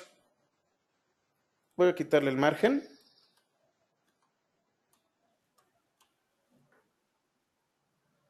Y entonces le estoy diciendo que se coloque a la izquierda lo más posible. En la posición en donde está trabajando como span. Yo puedo, por ejemplo, colocar este span aquí. Y entonces, dentro del contenido, recuerden, span es para elementos inline. Aun cuando lo estoy colocando aquí, se está moviendo hacia la izquierda. Yo puedo utilizar right, por ejemplo.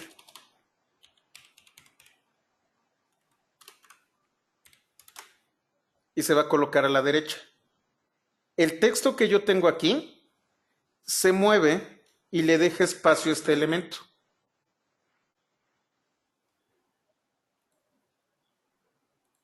Esto es para elementos inline.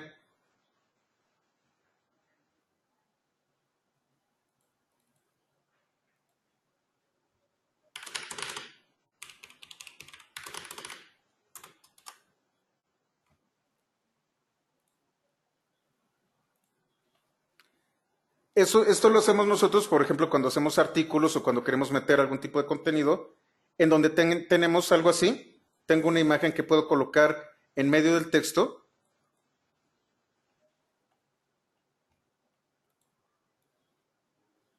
Y por ejemplo, aquí float, también le vamos a dar margen 5 píxeles.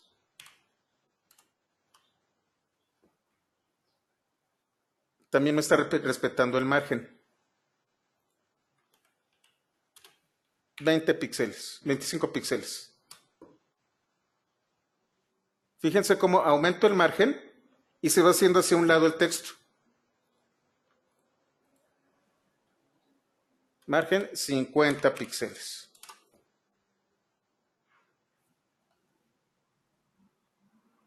Entonces el texto se ajusta en relación con respecto a este elemento flotante.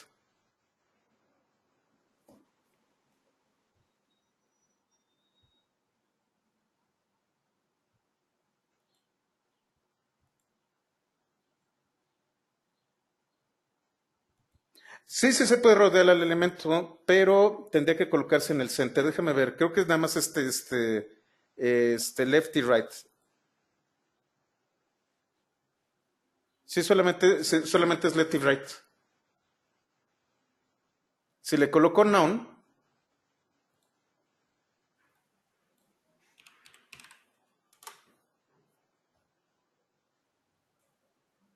lo deja así, ya no flota.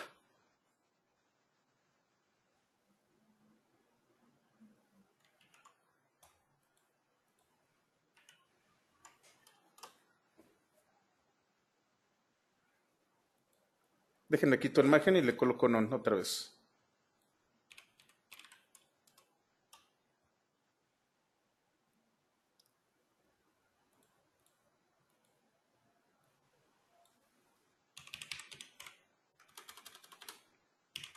Con none lo desaparece. Solamente left y right.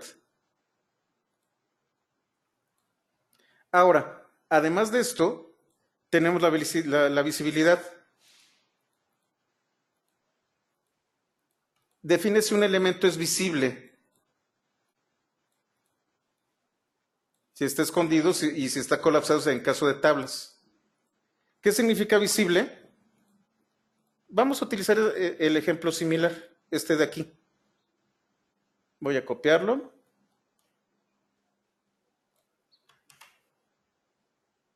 De hecho, también la regla de float.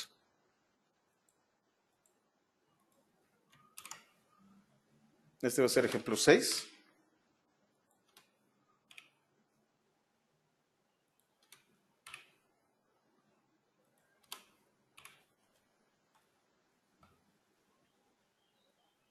Y le voy a también colocar la herramienta de float left.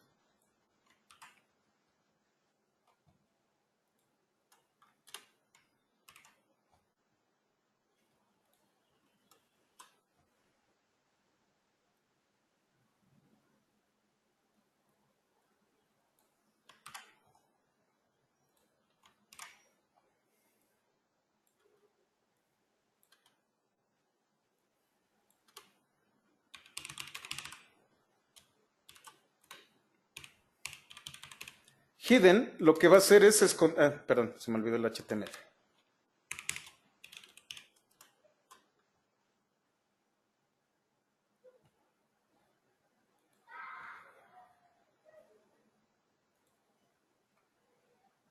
Vamos a 6. Visible hidden. Aquí está.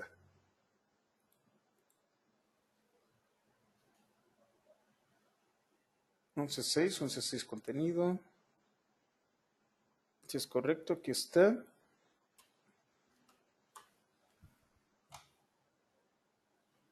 Otra vez, vamos a ver el ejemplo.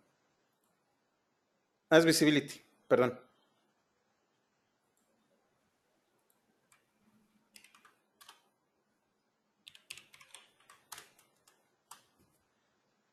Está escondido, no aparece, no es desplegable, sin embargo ocupa un espacio. Aun cuando existe el elemento, aun cuando tiene un color y tiene ciertas características, en este caso es float, yo lo puedo esconder.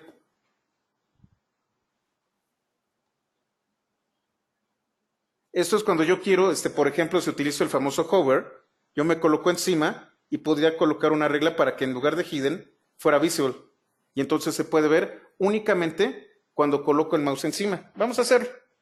Y ahorita vamos a ver justamente todos los atributos que tienen que ver con, ¿cómo se llama?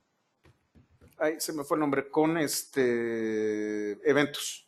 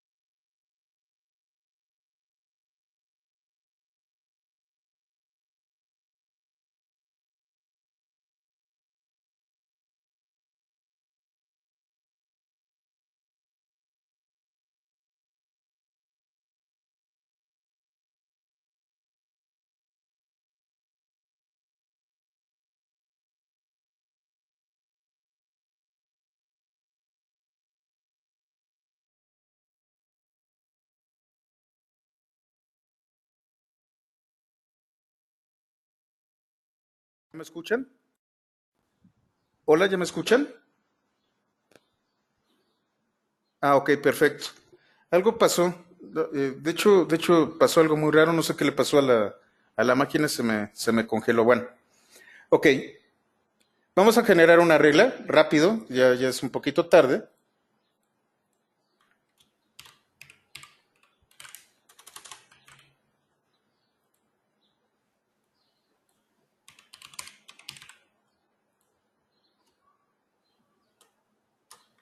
En este caso, estoy colocando una regla que por defecto está escondido, pero cuando yo utilizo, esto se conoce como una semiclase.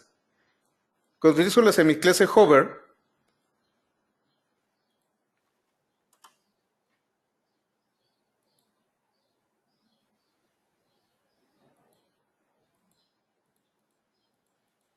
se supone que tiene que verse. A ver, vamos a ver.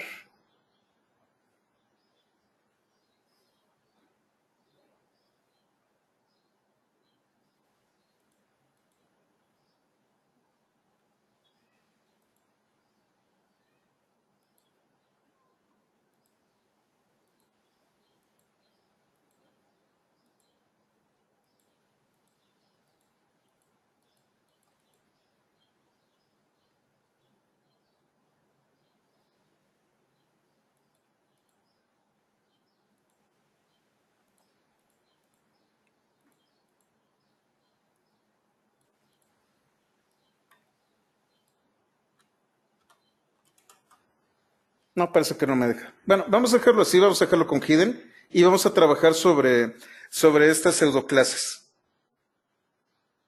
¿Hasta aquí queda todo claro? De hecho, pues aquí heredamos este cuadrito que se mueve para todos lados, que está como fixed. Aquí ya nos salimos de la caja. La caja empezó a dejar de tener sentido. Podemos salir de los contenedores y podemos hacer muchas cosas que no necesariamente son como nosotros esperábamos con la teoría de la primera evolución de CSS. Las hojas de estilo evolucionan. Hubo una primera evolución que fue CSS1, luego la versión 2 y esta es la versión 3. En la versión 3 se colocaron más componentes. En un principio, todo era el modelo de caja. Estábamos restringidos a la caja. Conforme fue evolucionando más la especificación de las hojas de estilo, la gente comenzó a darse cuenta de que el modelo de caja se quedaba muy corto para lo que podía requerir. Ese modelo de caja ha empezado, bueno, lleva una evolución de ya varios años y esto es lo último con respecto al modelo de caja. Nos liberamos de la caja, los elementos empiezan a flotar dentro del navegador. Cuando nosotros vemos display, déjenme irme al ejemplo de display acá arriba, nos vamos a dar cuenta de que hay otras maneras de desplegar la información. Aquí dice grid, es lo que vamos a ver el día de mañana, pero también dice flex. Grid y flexbox extienden todavía más el tema de la caja. Grid me permite no ver una sola caja, sino una serie de columnas y de renglones que a su vez contienen pequeñas cajas. Y flex me libra del espacio de la ventana. Anteriormente la ventana únicamente podía extenderse hacia abajo. Con flex me puedo extender hacia un lado y hacia abajo. Puedo extender todavía más el tamaño de la ventana y hacerla mucho más grande y colocar fuera de esta ventana algunos otros elementos. Grid y Flex son las últimas evoluciones de CSS, particularmente Flex. De hecho, Flexbox es un poco experimental en ciertos navegadores. En el caso de Netscape, de Chrome y de Firefox funcionan perfectamente bien, pero por ejemplo Safari se está quedando un poquito retrasada. En Opera también Flexbox funciona bien, pero hay que tener mucho cuidado con Flex. Esta es otra adición al curso.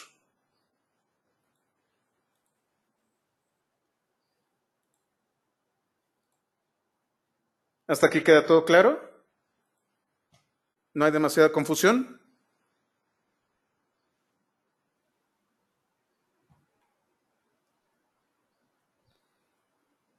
Sí, algo pasó. Como les digo, esta es la máquina chica y a veces A veces desaparece. Es como si se hubiera quedado sin batería, pero la máquina sí tiene batería. Sí, vamos a hacer un push. Me lo están pidiendo, entonces vamos a hacerlo. Y bueno, son 4:52, si quieren terminamos aquí y mañana continuamos.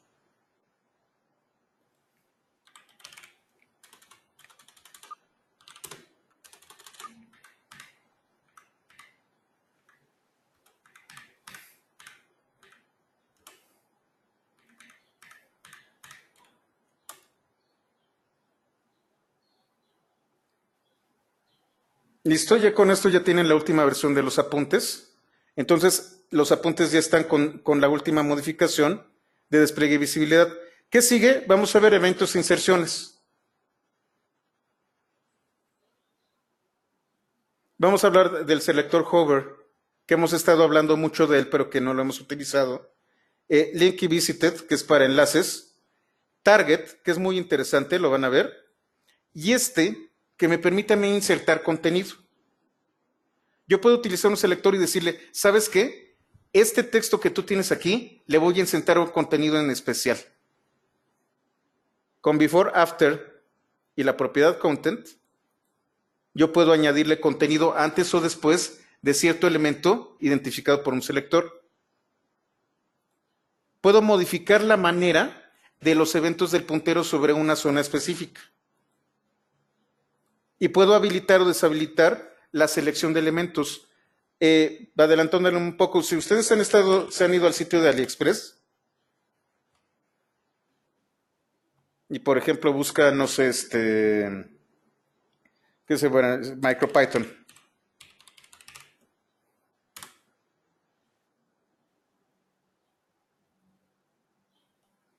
Y entonces aquí tienen todas estas cosas, le pican. Tienen la página. Creo que ya lo permite. Sí lo permite, qué bueno. Anteriormente, la gente de AliExpress había deshabilitado la selección. Entonces, cuando ustedes le picaban para seleccionar algo, no se los permitía.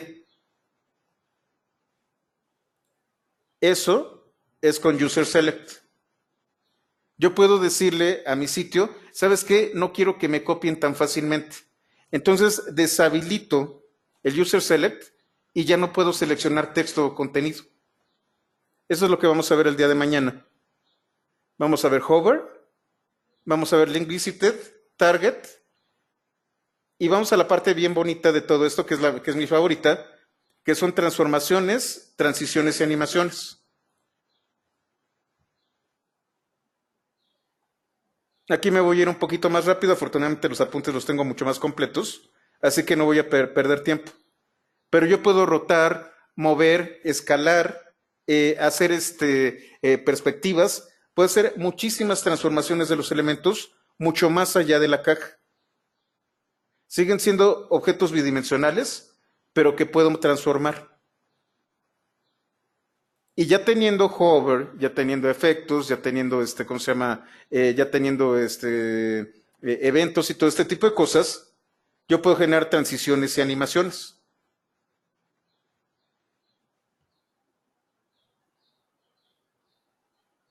Nada más una pequeña probadita mientras termina esto. Esta es una muestra original. Esta es mi muestra original. Y yo puedo hacer transiciones.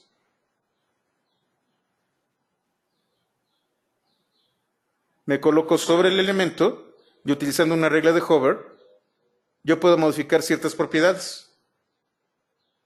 Y le puedo definir una transición. Esto es lo que vamos a ver el día de mañana con mucha más calma. Ya estamos llegando a la parte en donde se vuelve mucho más visualmente atractivo todo el tema de hojas de estilo. Nos liberamos de la caja y hacemos que los elementos bailen para nosotros.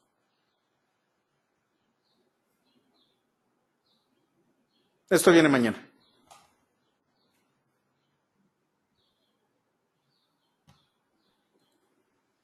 LinkedIn también lo hace. Eso no lo había visto. Entonces, bueno, lo dejamos así y nos vemos el día de mañana. Mañana sería la última sesión de la semana Es posible que me extienda un poquito, a lo mejor es una sesión de 3 horas. Quiero terminar para el lunes empezar JavaScript de lleno. Como les comentaba, de 3 a 5 tengo un compromiso, no lo puedo evitar. Entonces a lo mejor me extiendo mañana para que lo tomen en cuenta.